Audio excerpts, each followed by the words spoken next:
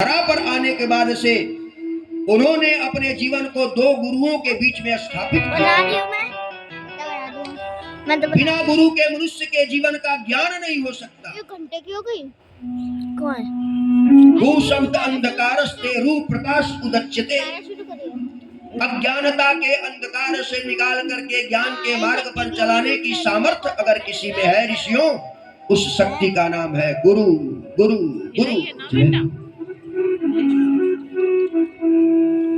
लेकिन आज समाज में गुरु घंटालों की बाढ़ आ गई, गुरु विलुप्त हो गए।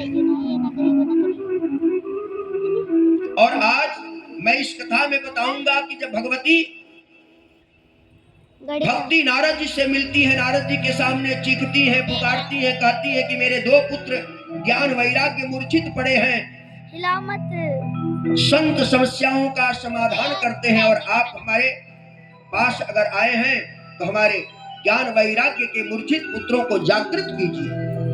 अगर नारद जी ऐसा आप नहीं किए तो मैं क्या करूंगी? इदम स्थानम परित्यज्य विदेशे गम्यते मया। मैं इस भारत के स्थान को छोड़ करके विदेश चली जाऊंगी, भगवती कहती है। और हमारे यहाँ अभी हमारे भाई साहब बता रहे थे ना, परिचय दे रहे थे, उस कथावाचक के प्रति हमारी श्रद्धा बढ़ती है जो विदेश की धरती से लौट के आया है। जबकि मैंने देखा है जिस संस्कृति के हम लोग हैं, जिस धरा पर हम हैं, ये धरा साधारण धरा नहीं है। इस धरा ने ऋषियों को धरा है। विश्व का कोई ऐसा देश नहीं है जहां भगवान का अवतरण हुआ हो, केवल भारत भूमि पर भगवान का अवतरण होता है। शनिवार तक ही कथा। और भारतीय संस्कृति जो है, देव संस्कृति जो है, सनातन संस्कृति है, इस संस्कृति में खेलने का अवसर प्रभु को जब मिलता है तो अपने को धन्य धन्य, अपने को कृत कृत करते हैं। इसलिए ऋषियों ने कहा विश्व बारह शाह प्रथमा संस्कृति। ये भारत की संस्कृति विश्व की सबसे बड़ी संस्कृति है। और आज उस संस्कृति में जो लोग अपने को बड़े मान बैठे हैं, लेवल जिनका बढ़ गया है, वो क्या करते हैं? स्टैंडर्ड बन गया है कि मैं तो अरबपति हूँ, तो कथावाचक भी मुझे कैसा चाहिए? जो विदेश का भ्रमण कर लिया हो। तुम आई थी? मैं नाई कल भूल गई, मैं आज से समझ रही थी। कथा हमारे जीवन को व्यथा करती है माताओं बहनों, हमारे जीवन की व्यथा को हरती है कथा। व्यथा के हरण का सूत्र नाम है कथा। और कथा विदेश की धरती की नहीं है। हम ऐसे भूल कर यह संस्कृति हमें देवत्व के तरफ बढ़ने के लिए प्रेरित करती है, हमें देवता बनाती है। भारत के जितने लोग थे देवता थे। और वह संस्कृति हमें सिखाती थी देने के लिए।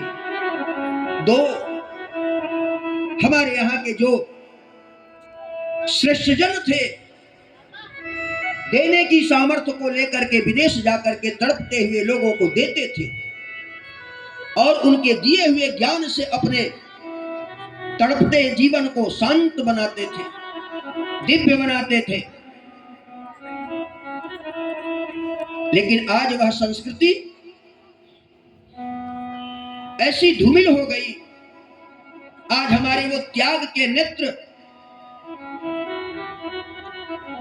बंद हो गए, हम परख नहीं पाए। हमारे अंदर स्थिति इतनी विकट हो गई कि हम ऋषि की संतान होकर के ऋषि परंपरा का अनुमोदन नहीं करते हैं, ऋषि परंपरा पर चल नहीं पाते हैं और अपने परमात्मा के दिए हुए धन के अभिमान में हम कहते हैं मैं उनकी बात मानूंगा जो विदेश से लौट के आया है। भक्ति कहती है कि अगर आपने मेरे समस्या का, क्योंकि पूरे विश्व में एक ही ऐसी धरती है भारत भूमि जो विश्व के समस्या के समाधान करने के लिए सारे सूत्र को रख करके बैठी हुई है। ऐसी धरा है। इस धरा ने बड़े बड़े ओजस्वी लाल पैदा किए। लाली तेरे लाल की जित देखूं तित लाल, और लाली देखन मैं चली मैं भी हो गई लाल।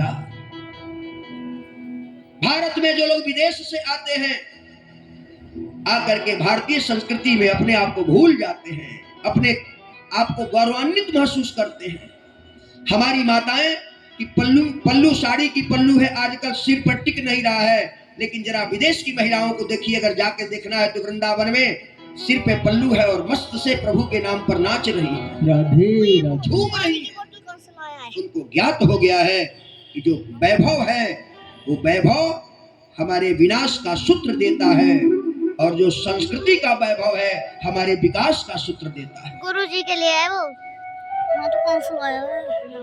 हमारे इस पावन राष्ट्र में, देख ले जाकर, दिव्य राष्ट्र में, ये वो हमारी बहन है।